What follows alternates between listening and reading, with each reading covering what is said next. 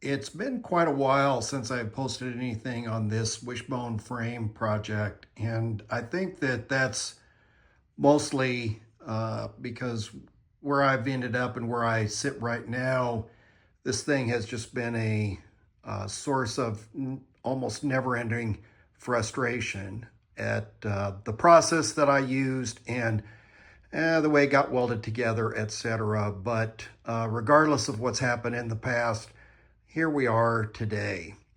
And I just haven't looked at it in a while and finally kind of cleared off the bench. I did get the frame building table. It's partially disassembled, but that thing is all together now. I test fitted some swing arm frames in it. I had to make a notch in the top of the tube to allow clearance for this on a swing arm frame. So that's that. So back to this frame, I do think that the root cause of my problem was that the original, and I probably said this before, the original frame chunk, which you can kind of see, it included all of this up into here and then forward. And then I patched in some pieces here, and same thing on the other side. I left the fifth mount in place. This was original up to like right there. That was there, and then you can see where I added this piece here. And what you're looking at right now, when I cut the motor mount off, I was going to add these pieces here to get the frame tube back together, or back to length, I should say. And that's where the thing kind of died on the vine. Now, looking at it this morning, a little hard to tell just looking at it, but obviously on the left-hand side, the factory provided this depression area here to clear the bottom of the primary. But you can kind of see how this thing dips down and then it comes up and then it looks like it kind of dies down again and then it comes back up. And then on the other side, similar kind of deal. This one here, I think, has a little bit of back and forth this way.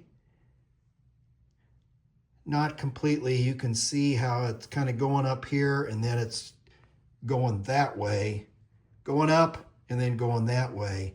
And I think when the motorcycle, the original motorcycle wrecked, the thing, flipped end over end and the back end of the frame got bent, and I just was way too aggressive in assuming that I could just move tubes around and overcome where the tubes ended up. So anyway, what you're looking at here so the question is now, should I get rid of these tubes and then maybe take this mount off and replace this back in here? What you're looking at are the full length frame rails, which came from V-Twin.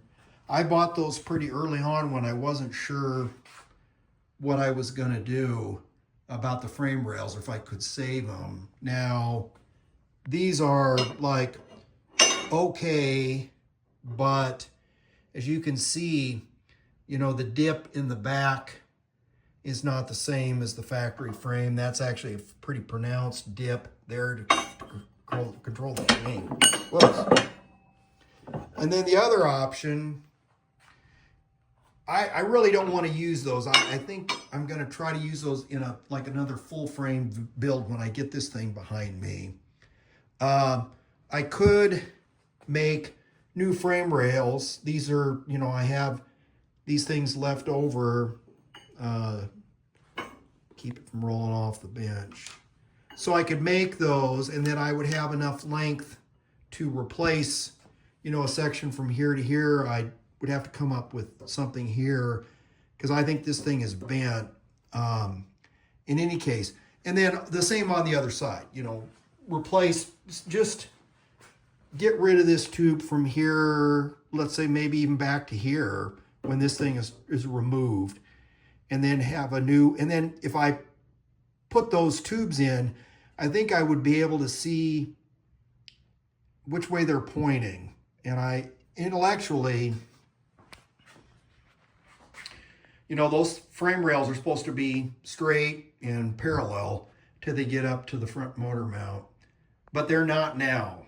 And I think I still need to address that.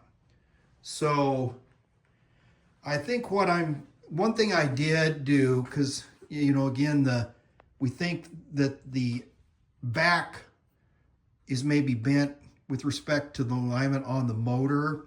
So what I have done so far, this piece here was on the bottom over here. I took that off. Sorry. And then what I did is I cut these things loose. They're pretty strong and you can't just lift them up by hand, but now that thing is not welded on the bottom and this strap is loose from this frame rail.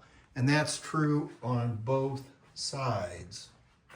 You can see where I've been doing a little cutting and grinding. So that means that I could move the tubes and they wouldn't be constrained by that piece. So I think, and then from the previous welding, these are brand new welds here on that side, but on this side, I ended up leaving them. And I think part of that is because of the challenge of having this depressed area here. So I think what I'm gonna do is I'm gonna cut it loose here and here.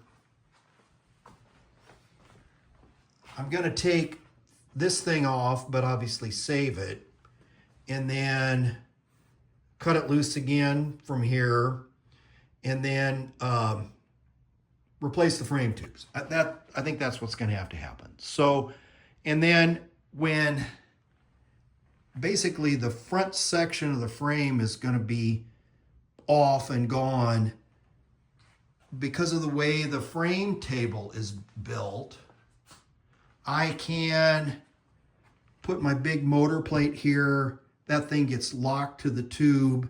I can see where the axle plate is and I'll be able to move that and straighten that out. And then hopefully get the front end of the frame pointed in the correct direction. So anyway, enough rambling on this, but I still need to deal with this. And it's a rainy, crappy day here in northeastern Ohio. And it was just a good day to just come out here and